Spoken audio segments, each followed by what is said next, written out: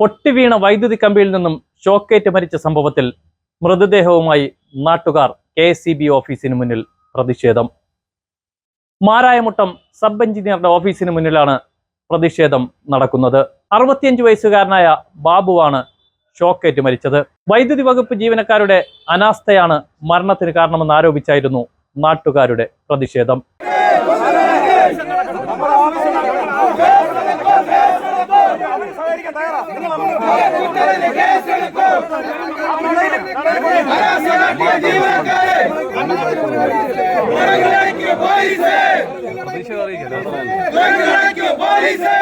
ഷോക്കേറ്റ് കിടന്ന ബാബുവിനെ നാട്ടുകാർ നെയ്യാറ്റിൻകര ജനറൽ ആശുപത്രിയിൽ എത്തിച്ചെങ്കിലും മരിച്ചിരുന്നു.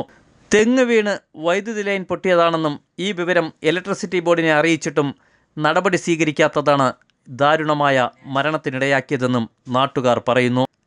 കുറ്റക്കാരായ ഉദ്യോഗസ്ഥർക്കെതിരെ ശക്തമായ നടപടി സ്വീകരിക്കണമെന്നാണ് നാട്ടുകാരുടെ ആവശ്യം.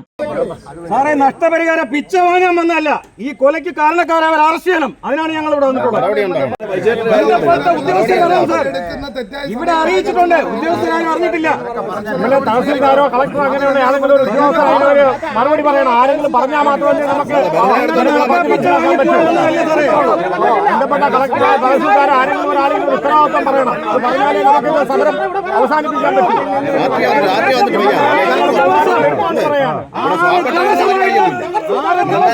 കമ്പ് മാറ്റിയിട്ടില്ല.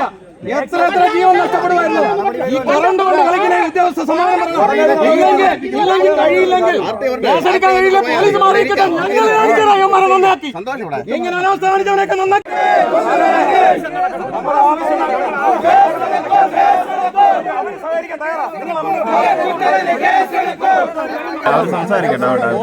എക്സിക്യൂട്ടീവ് മജിസ്ട്രേറ്റെങ്കിലും, കുറഞ്ഞപക്ഷ എക്സിക്യൂട്ടീവ് മജിസ്ട്രേറ്റെങ്കിലും ഇവിടെ വന്ന് ഞങ്ങൾക്ക് ഉറപ്പ് തരണം.